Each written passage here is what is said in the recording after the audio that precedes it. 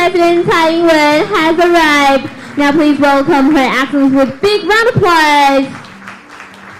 And she's accompanied by Chairman of the Prospect Foundation, Dr. Chen Hangshan, Minister of Foreign Affairs, Dr. Joseph Wu, and Secretary General of National Security Council, Mr. Gu Lishou.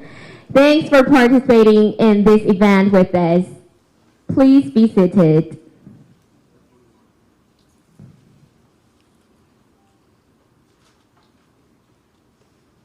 Dear distinguished guests, ladies and gentlemen, good morning. Welcome to 2021 Taiwan, U.S., Japan Trilateral Indo-Pacific Security Dialogue.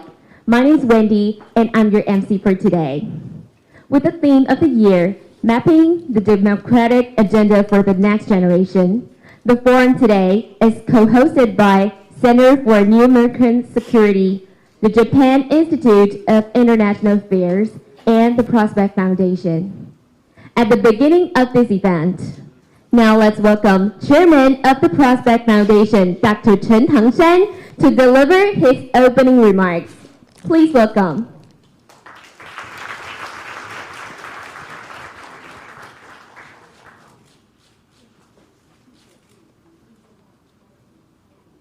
Our 我们掌声谢谢，有请远景基金会的陈唐山董事长来为我们致辞。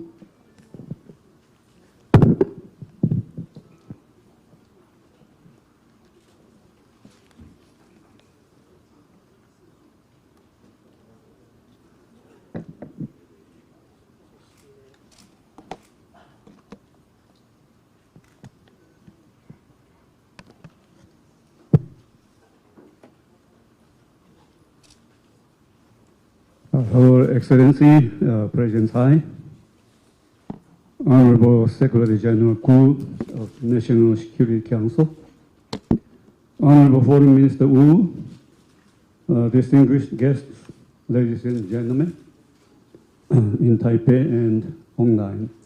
Good morning. Welcome to 2021 Taiwan, U.S., Japan Trilateral Indo-Pacific Security Dialogue. On behalf of the Prospect Foundation, I thank you all for joining us today for this very timely and meaningful event. I would also like to express my deepest appreciation to our co-hosts, the Center for New American Security and the Japan Institute of International Affairs. As much as the tremendous help from the Minister of Foreign Affairs of Taiwan, your contributions ensure that this conference will be a successful one. It is truly our great privilege to have Honorable Shinzo Abe of Japan and other highly esteemed speakers joining us virtually or physically today. Your participation guarantees the success of this event. Peace and prosperity based on the liberal international order are a shared interest of all countries in the Indo-Pacific region. The United States and its democratic allies, including Taiwan and Japan, have striven for decades to uphold stability. Yet, it is also a known fact that China is now relentlessly challenging the rules-based international order. China's unilateral attempt to change the status quo is inconsistent with the shared values and the mutual interests of the Indo-Pacific region.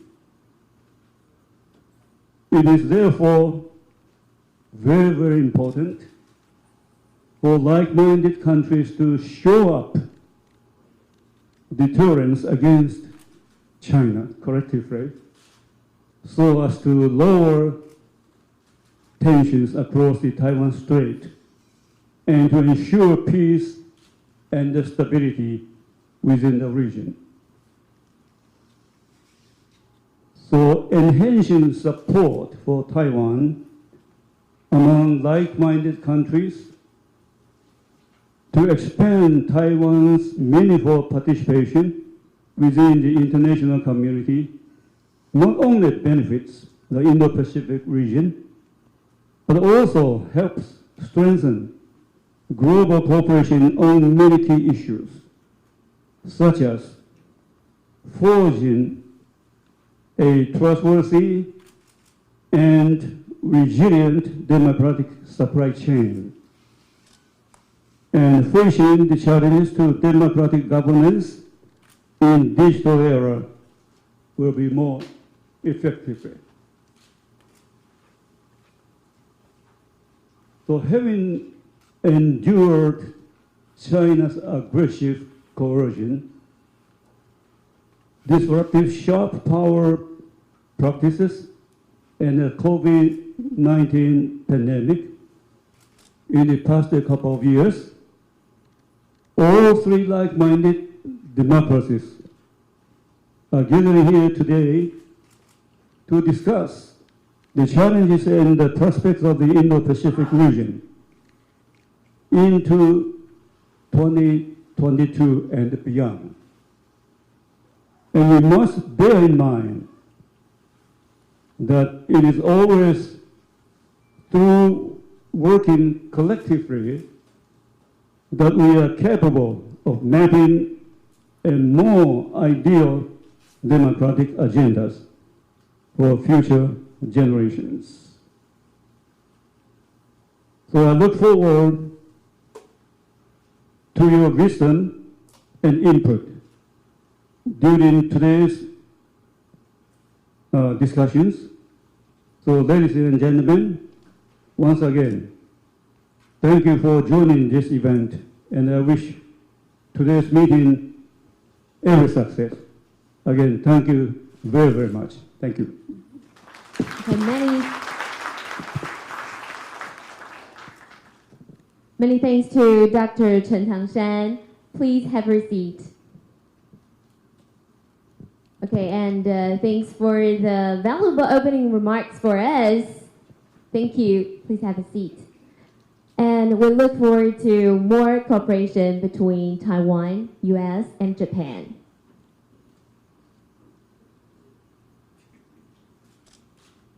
Okay. Thank you once again for Dr. Chen Tangshan for the opening remarks. And afterward, it's also our privilege to have Her Excellency, Madam President Tsai Ing-wen, to address for the opening ceremony. Now, please join me in welcoming Her Excellency, Madam President Tsai. 我们欢迎蔡英文总统来为我们致辞。Mr. Mark Chen-Tangshan, Chairman of the Prospect Foundation, Mr. Joseph Wu, Minister of Foreign Affairs, the Honorable Shinzo Abe, former Prime Minister of Japan, and Mr. Scott Busby, U.S. State Department Deputy Assistant Secretary, Dr. Lai Yizhong, President of Prospect Foundation, distinguished guests from the diplomatic community, ladies and gentlemen, good morning. First, I would like to extend a warm welcome to all joining us virtually and in person for this year's Indo-Pacific Security Dialogue. I would also like to take this opportunity to thank the Prospect Foundation, the Center for a New American Security, and the Japan Institute of International Affairs for organizing this important event. My special thanks to former Prime Minister Abe and Deputy Assistant Secretary Busby for your participation today. Thank you for taking the time to join us and for continuously voicing your support for Taiwan's security and democracy. I look forward to listening to your talks today. Today is the third time I'm delivering the opening remarks for this dialogue. Last year, at this dialogue, I described 2020 as one of the most challenging years in our history. But at the same time, it was also defined by courage, warmth, and friendship. This year, as we gather here again, we are still facing many similar challenges. This year, however, can also be defined by ever greater cooperation between Taiwan and like-minded democracies around the world. As Taiwan assisted the international community with materials and equipment essential to slowing down the spread of COVID-19, the United States, Japan came to Taiwan's aid with donations of 8.2 million vaccines at the most critical times. Our democratic friends from Europe, such as the Czech Republic, Poland, Slovakia, and Pennsylvania, soon followed suit with their own donations. For that, I want to again express my gratitude. Furthermore, in the past few months, Taiwan welcomed delegations from the European Parliament, France, Slovakia, and the Baltic states. These delegations came to Taiwan not only for discussions on further collaboration between our countries, they were also here to demonstrate solidarity with their democratic partner. As one of the parliamentarians from the Lithuania said during the Open Parliament Forum last week, we are small, but we are strong. And when we join hands, we're even stronger. And last month, we witnessed the establishment of Taiwan's representative office in Lithuania. Last week, Taiwanese government representatives and members of the civil society also participated in a summit for democracy hosted by the United States. Our representatives, Ambassador Bi Kim Xiao and Digital Minister Audrey Tang, share Taiwan's story of resilience and achieving democracy. Minister Tang also presented Taiwan's experience in combating the COVID-19 pandemic by utilizing digital technology while safeguarding our democratic institutions and values. They also related Taiwan's commitment to fight corruption, defend against authoritarian intrusion, and promote respect for human rights in our region and around the world. Our message to the world is clear. No amount of external pressure can shake our efforts and commitment to freedom, human rights, and rule of law, and particularly partnering with an international democratic community. We will continue to work with our partners to maintain a secure, peaceful, free, and open Indo-Pacific. As the world deals with the third and fourth waves of COVID-19 infections, and most recently the emergence and spread of the Omicron variant, our work on global economic recovery and restructuring secure global supply chains has become even more pressing and important. And Taiwan is ready and capable to play a critical role in facilitating and assisting with this grand endeavor. With a close relationship between Taiwan, the United States, and Japan, the deepening of economic partnerships should also be our priority. We plan to work with the US, Japan, and other like-minded partners with shared strategic interests to revamp supply chains and produce high-tech products to help regional and global economic recovery. With the resumption of TIPA talks in June and the conclusion of the second annual Taiwan-US Economic Prosperity Partnership Dialogue, last week, the US Secretary of Commerce and Taiwan's Minister of Economic Affairs also jointly announced the Technology Trade and Investment Collaboration Framework, aimed at developing commercial programs and exploring concrete actions to strengthen critical supply chains. In addition, in September, Taiwan applied to join the Comprehensive and Progressive Agreement for Trans-Pacific Partnership, that is CPTPP. We are grateful for Japan and former Prime Minister Abe's support and endorsement in this effort. Taiwan's bid to join this trade mechanism with high standards is a demonstration of our determination to be incorporated in the regional economic network. It is also our hope that our membership can serve as the start of a more significant contribution to regional economic development and revitalization. Moreover, as Asia's hub of technology, and with the versatility and flexibility of Taiwan's economy, Taiwan can play a crucial role in key areas like digital economy, supply chain resiliency, 5G network security, quality infrastructure, and clean energy. The last 2 years have been difficult for all countries, and all these challenges persist as we continue discovering new variants of the coronavirus while racing to vaccinate our population. Authoritarian regimes' intrusion to our way of life and institutions has intensified. But this trend has also served as an important wake-up call for democracies. Although extraordinary challenges remain and will probably stay with us for quite a while, democracies have also been working together to safeguard the values and institutions that we treasure. Our alliances are also being rekindled to serve the interests of the international community. I want to conclude my talk by saying Taiwan may be small in terms of territory, but it has proven that Taiwan matters to the region and the world.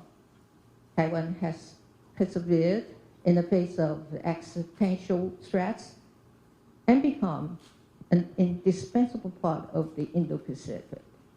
Our commitment to democracy has never been stronger, and we will not bend to pressure. As Taiwan continues to accumulate support from like-minded partners, we will also not shy away from challenges and want to be regarded as part of the solution for the international community. Lastly, I wish today's dialogue great success. I also hope all the participants use this event to discuss and strategize on important issues that are pressing to our citizens' well-being and our country's future.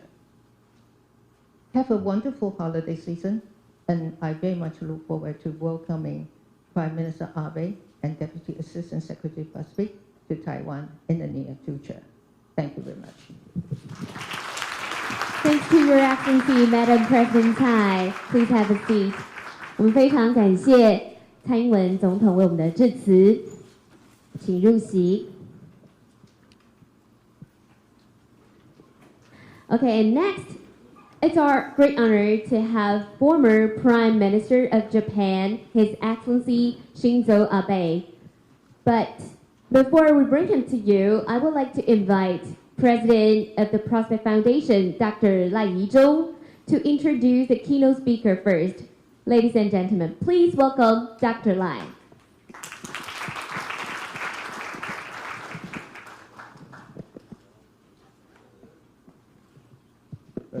Distinguished guests, I think the next speaker, former Prime Minister Abe Shinzo of Japan, needs no introductions. We do not see any better visionaries as well as this leader of strong conviction and compassion in Abe Shinzo himself. Former Prime Minister of Japan, Abe Shinzo, he's visionary because the Indo-Pacific strategy we talk about today is actually vision and advocated by him back in year 2026. But Abe Shinzo was the first time served as a prime minister. And he's the leader of conviction, strong conviction, because what he believed that Japan can become. And also, he's a leader of compassion, because what he believed that Taiwan can become.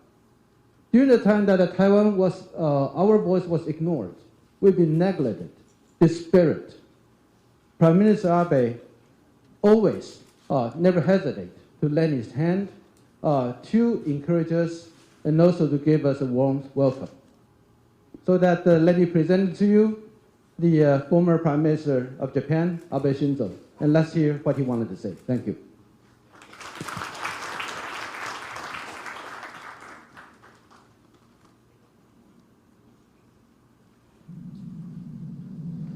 Hello, everyone.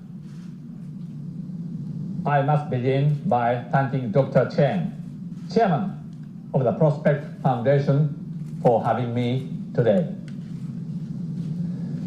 March 23rd, 1996. Someone I have respected so much, the late Honorable President Lee Tong-hui, was elected for the first time in the Taiwanese history by popular vote as President of Taiwan. That was the moment when democracy began to take root in the nation. I hereby pray that Dr. Lee shall rest in eternal peace. I also pay tribute to the people in Taiwan because this year it is the 25th anniversary of your achievement. I'm glad that Taiwan, as a democratic entity, has taken part in the Leaders' Summit for Democracy. It was timely and well-deserved. My hearty congratulations to all the people in Taiwan. As President Biden says, democracy doesn't happen by accident. We have to defend it, fight for it, strengthen it, and renew it. And on that account, few nations embody that reality better than Taiwan.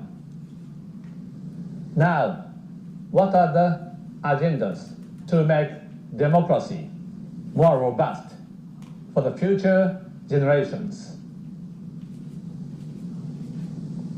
First, Taiwan, the United States, and Japan have one common, important agenda. That is to never ever lose our faith in freedoms, in human rights, in the rule of law, and in democracy for our children and their children to do the same, to cherish democracy. Here, Taiwan must be a leader because you deserve that. Rise up, Taiwan. I would like to say to spread faith across the globe in democracy. It is even more important for Taiwan to do so now, when in Hong Kong, democracy has little space to prosper. Second, why shall we lose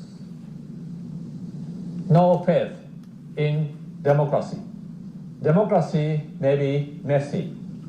Democracy consumes time.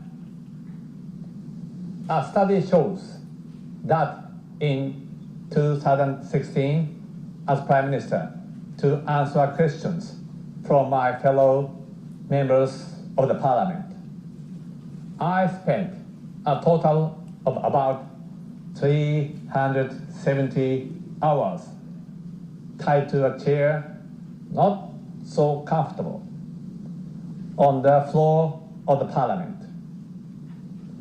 Democracy, therefore, also hurts. It is not good for your health. David Cameron, on the other hand, in that same year, did so only for about 50 hours. I envied him. Still, however, Messi, democracy is forever young. If the administration gets too rusty, you can change it, and your democracy gets renewed. Where there's no consent of the voters, there's no government. The power of democracy comes from within, neither from without, nor from the above. That is why, in the long run, democracy is strong. Third, when there is a threat over Taiwan and its democracy, it is a dire challenge to all of us, especially to Japan. With that in mind, I have enhanced Japan's national security. The United States military and Japanese self-defense forces have been close all the time. Now, the relationship is even closer. It is Japanese self-defense forces that provide security cover to U.S. military assets in and around the country every day. Lest we forget, weakness invites provocations. The three of us must stop no effort in building our capabilities in all domains, from the undersea, sea surface, airspace, to the cyber and outer space. To that end, let us consider new ways of sharing our knowledge and technologies even more effectively. Here's another point. An adventure in military affairs, if pursued by such a huge economy like China's, could be suicidal, to say the least. We must urge them not to pursue territorial expansion and refrain from provoking, often bullying, their neighbors, because it should harm their own interests. And yet again, we must have more partners to work with to make our voice heard with more strength. With that in mind, I worked hard, first to reinvest into the alliance with the US, second to widen our boundary from Asia-Pacific to Indo-Pacific, and third, to launch the Quad process. Japan, on my watch, chose to hoist high a banner for freedoms, human rights, democracy, and the rule of law. Not only India and Australia, countries such as France and the UK, and even more freedom-loving nations are gathering around that banner. Jointly, Australia and Japan brought TPP into place. It is a group of economies that hold a rules-based order very much dear. That is why the UK does qualify as a member, and so does Taiwan, without doubt.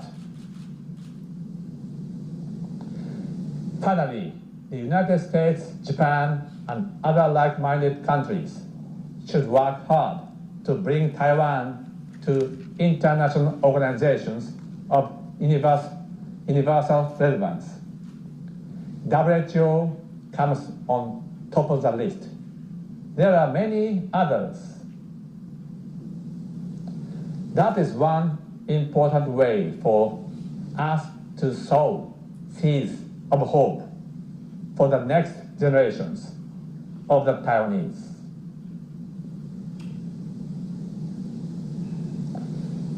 A prouder Taiwan will become a stronger guardian of our common values, and it will be in the best interest of Japan, the United States, and indeed the entire world. Thank you very much. Many thanks to Your Excellency Shinzo Abe. Okay, and ladies and gentlemen, due to her tight schedule, Madam President will have to leave for next agenda. So now, please join me once again to express our thanks to Her Excellency Madam President Tsai Ing-wen for participating this morning with another round of applause. 我们再次用热烈掌声恭送小英总统，谢谢总统今天早上的莅临。Okay, dear distinguished guests, afterwards we'll proceed to the keynote speech session. And it's also our privilege to have the Honorable Mr. Scott Busby, Acting Principal Deputy Assistant Secretary, Bureau of Democracy, Human Rights and Labor, U.S. Department of the State. But before we having him, I would like to welcome Dr. Lai Yizhou once again to introduce the keynote speaker. Please welcome Dr. Lai once again. 掌声有请。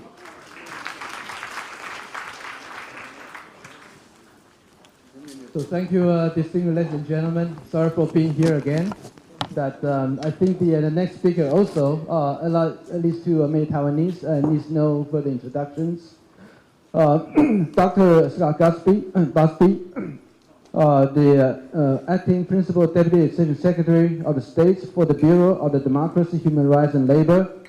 Dr. Busby actually has been in Taiwan for some time, and stable participants in the GCTF as well as the issue on the disinformation, in which he chaired and also he lead the effort in the joint Taiwan-U.S. cooperation for the disinformation campaign. And I think my good friend, Katie Chen, from the Vice President of the Taiwan Foundation for Democracy, know this better. And Mr. Scott Busby, that in addition to being the Principal Deputy Assistant Secretary of State, he was also the Director for Human Rights in the National Security Council of the White House. Also has been the Director of the Multilateral Humanitarian Affairs in the National Security Council as well, on different time zones. So without further ado, let me welcome Mr. Scott Busby for his speech. Thank you.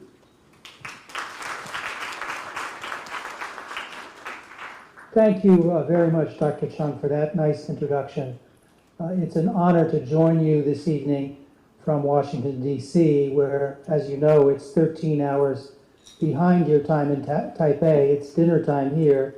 So as I conclude my day, you are just starting what promises to be a day full of productive discussions on how to map the democratic agenda for the next generation. Let me begin by offering thanks to the American Institute in Taiwan for facilitating my participation today. I would also like to thank Taiwan's Ministry of Foreign Affairs as host of today's event, as well as the co-hosts, the Center for a New American Security of the United States, the Japan Institute of International Affairs in Tokyo, and of course the Prospect Foundation of Taiwan. I'd first like to note what a wonderful story Taiwan's journey to democracy is to share with the world.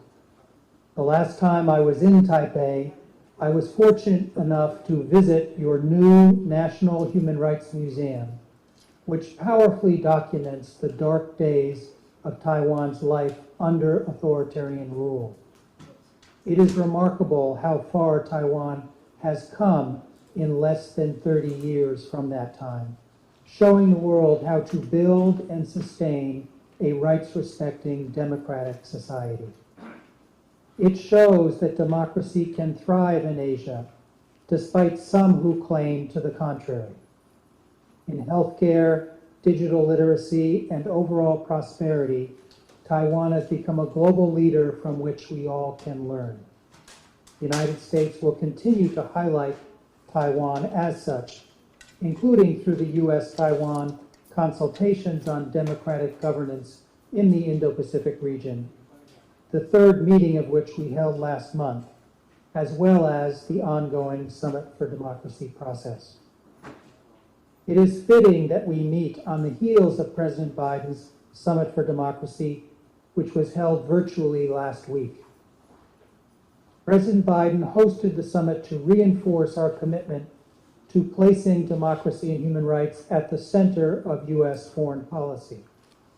These values are a critical source of our strength and a key advantage of the United States and our closest partners on the global stage, including Taiwan. The Summit for Democracy reflects President Biden's deeply held belief that in order to tackle the world's most pressing challenges, democratic societies must come together, learn together, stand together, and act together. The U.S. government views the summit process as an opportunity to engage, listen, and speak honestly about the challenges facing democracy in the United States and abroad. It provides an opportunity for governments, civil society, and the private sector to work together on meaningful new commitments and initiatives to advance democracy and to cooperatively build a foundation for democratic renewal globally. The first summit will be followed by a year of action during which countries will work to realize the commitments they just made in conjunction with the first summit. President Biden will host a second Summit for Democracy in approximately 1 year to review progress and discuss next steps. The Biden-Harris administration has made clear that renewing democracy begins by working diligently and transparently to strengthen its foundations at home. Demonstrating that democracy can deliver to improve people's lives and address the greatest challenges of our time is at the heart of President Biden's Build Back Better agenda, from his historic effort to prioritize equity across the U.S. federal government to the passage of the bipartisan infrastructure law, which was enacted earlier this fall. We all understand that the journey towards perfecting our democratic societies is never-ending. No society is ever perfect. We aspire to be accountable and to encourage our people through our democracy to reach their highest potential. We are also committed to proactive and robust engagement with civil society as a vital component of a strong democracy for future generations. We believe the diverse views, ideas, and contributions of civil society are critical to helping resolve socioeconomic challenges, and that we must stand with those who are unfairly persecuted and imprisoned for simply voicing their peaceful opposition to authoritarian governments. Democracy takes work, and it must be inclusive. Our own history has been a journey to try to perfect our union, to honor our historical milestones, as well as to recognize that for some Americans, the journey towards justice and equal treatment has been longer than for others. This includes women and girls. We can't advance our societies without welcoming the immense talents and contributions of women and girls, who comprise more than 51% of the world's population. Similarly, we must welcome the talents of marginalized people, including people living with disabilities, members of ethnic and religious minority groups, members of the lesbian, gay, bisexual, transgender, questioning, and intersex communities, to genuinely expand the promise of democracy to all citizens. By doing so, we can together tackle our common challenges, whether it is climate change, clean energy, cybersecurity, human trafficking, transnational criminal organizations, or other challenges. At the summit last week, the United States also placed emphasis on bolstering independent media, particularly through support to something called the New International Fund for Public Interest Media. We also emphasized our commitment to civil society through long-standing U.S.-supported initiatives like the Lifeline Civil Society Assistance Fund. We believe it's critical to partner with other democratic societies on these issues, and we are very appreciative of Taiwan's efforts to work with us to support freedom and democracy around the world. The summit also highlighted that we must work together to address the opportunities and challenges of the digital age. It is more urgent than ever to align the development and governance of data and technology with respect for human rights and democratic principles. Investment in digital technologies and protection of these technologies from misuse are vital to every country's national security and economic interests across all sectors and geographies. Our collective task must be to 2021中天乘风破浪，中天新闻脸书高互动高成长。在一票百万级粉丝团的包夹下，中天新闻脸书拥有超强粉丝支持，互动率0.19%，排名第一，勇夺互动率冠军，把联合新闻网的大哥们远远抛在后面。来看粉丝团的追踪者成长率，中天新闻粉丝专页追踪者以62%的高速增长中，中天小跑步快跑又把一票100万粉丝量级的老大哥们甩在后面。中天新闻脸书体量小，但互动性超强，在新闻粉专中以小博大，表现亮眼。转型到网络后的中天，仍专注做好新闻内容，获得广大网友肯定。有中天，有真相，重大事件看中天。